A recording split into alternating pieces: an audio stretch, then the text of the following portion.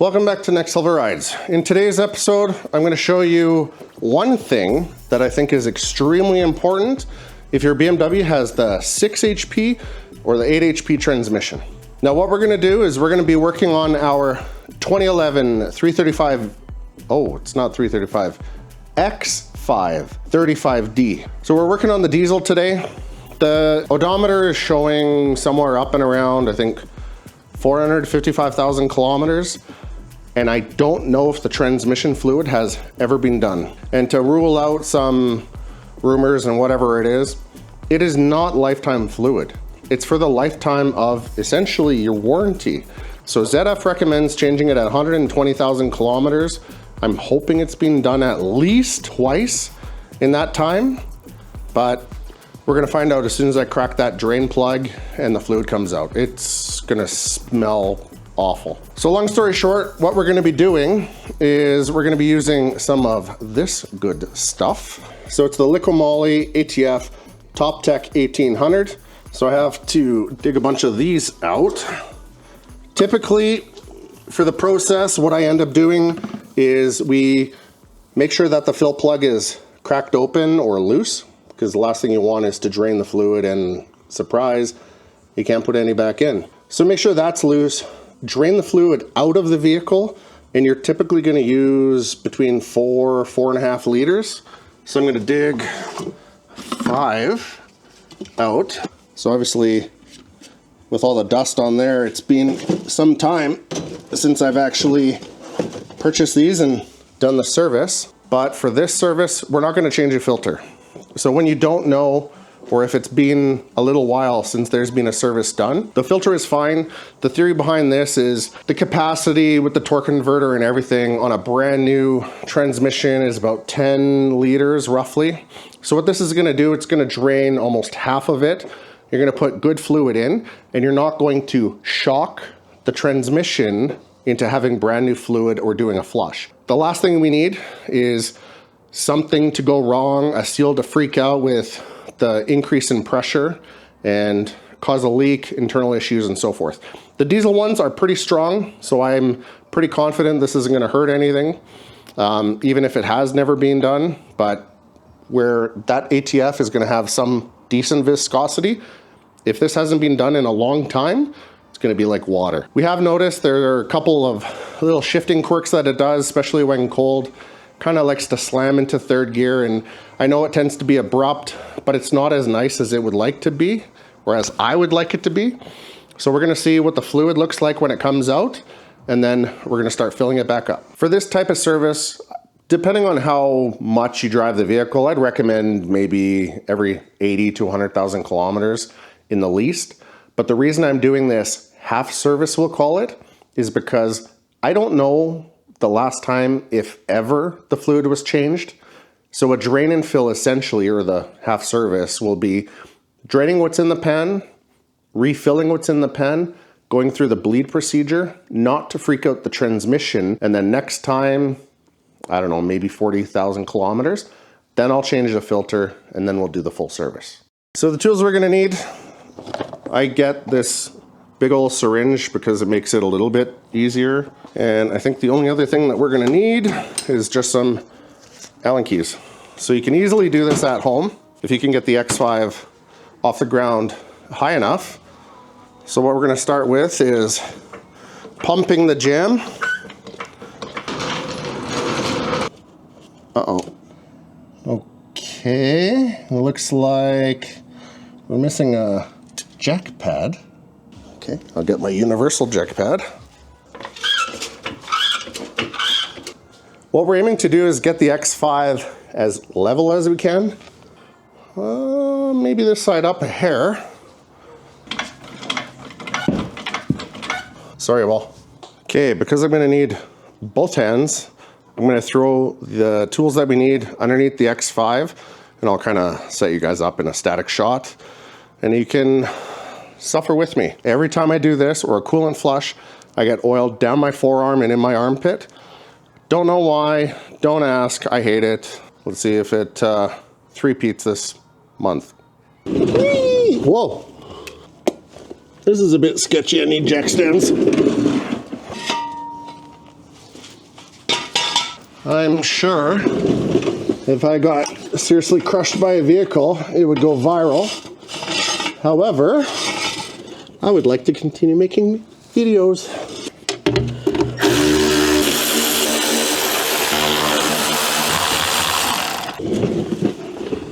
Not sure how I drop all the rocks, and then I can't find that one screw that I dropped.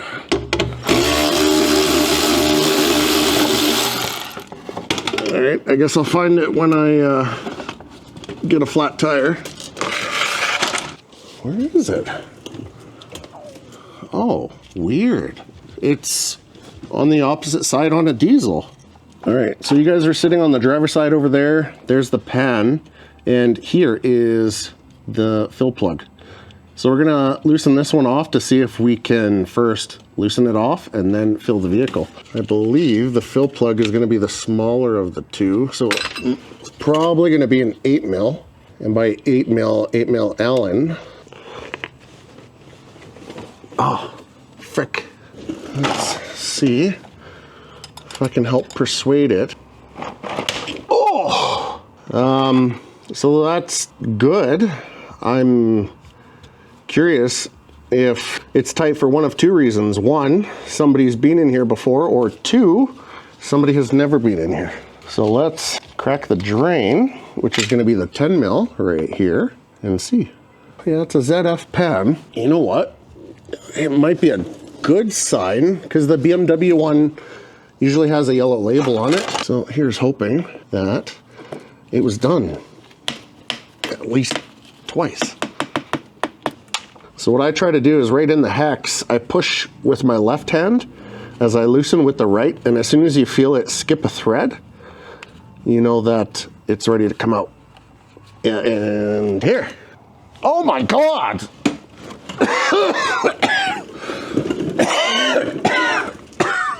Oh, my nose. Oh, that was bad. When the fluid is really bad and really old, it stinks so bad. The initial color was really bad, but for some reason now it's clean. No, can't. No, I'm out. Okay. I was gonna show you guys how to fill your syringe, but then I realized you'll probably have your own contraption on how you want to put the fluid in here. And let's be serious, I needed a breather after that one. All right, so the drain is done draining, and we're going to inspect the drain plug real quick. Now for the drain plug, you can reuse these. You just need to make sure that you don't over torque them. I think this one here, as you go to tighten it, it will start skipping. So we're gonna put the drain plug back in, and you'll start to hear it skip. Now what I do is I tighten it, and you'll eventually feel it get a little bit more snug, and then it just clicks every time you turn it.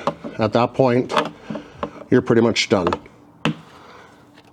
Yeah, there it is. You can, I felt it tighten a little bit, skip, tighten, skip. Number 10 Allen back, number 8 Allen forward. This is where it can get a bit messy.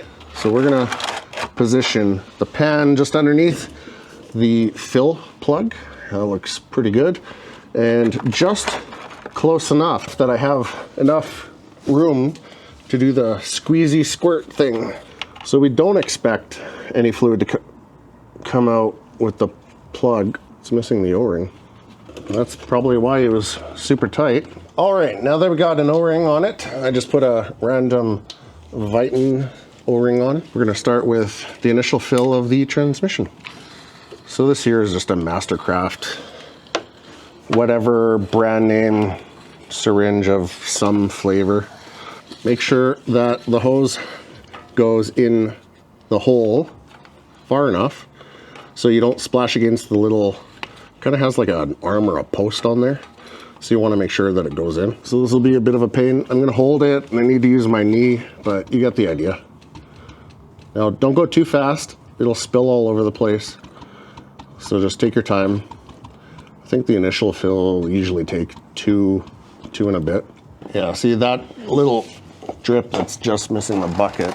That's going to be nothing. That's just a little bit extra that's overfilling or overspilling on the edge. Because you have the mess, pull the plunger just a hair and refill. We're back for round 2. You know what? It's starting to drip kind of quick. Yep. All right. So what we do here, because it is dripping quick, is I just plugged it with my finger and grab the drain plug, fumble around and lose all your fluid. Okay. So it took the better part of 2 liters. And next step here is you can finger tight this plug. But next we're going into the vehicle to start it and run it through the bleed procedure. You can see we're in park mode. So using the shifter, we're gonna press the button, we're gonna go up to reverse, down to neutral, drive, sport, and then up the gears, waiting 1 second in between. So 2, 3, 4, 5, 6. Let it default back to 1, 2, 3, 4, 5, 6. Back to 1. We're gonna go drive, sport, drive, neutral, reverse, park. Now, I like to do this twice, so we're gonna go one more time. So reverse, neutral, and wait 1 to 2 seconds in between. Now what this is doing is it's bleeding all of the solenoids and the valve body. Drive, sport, manual 1, 2, 3, 4, 5, 6, 2, 3, 4, 5, 6, sport mode, drive mode, neutral, reverse, park. Now ease off the brake, jump out of the vehicle safely and go underneath and fill the transmission. All right, so I'm gonna have to talk a little bit louder here, but now that the transmission's bled, it's a bit of a scramble to get your gloves on, because the key to this whole thing is to not let it warm up and get up to temperature. So after the bleed procedure, you're gonna pull the fill plug out, and same thing. This is easier if you have a friend, but I have no friends, so I'll do it myself. This is 3rd liter. Now I had this one prepped ahead of time. I think BMW wants you to wait until it gets up to 40 degrees Celsius for the transmission. But the whole key here is to overfill it. So it's probably 22, 23 degrees right now, and we're going to overfill the transmission by about 500 milliliters. This has shown a lot of benefits, along with when a vehicle has XHP, the values are going down, including pressures. I don't know why, don't ask, it is what it is. Oh. Smash my head on the front bumper. So we don't want to get a false positive, so I'm going to try and aim this towards the front and continue filling. Yeah, so we've got a steady stream going. We'll pull it out, put the finger in it. Now I'm just going to double check real quick.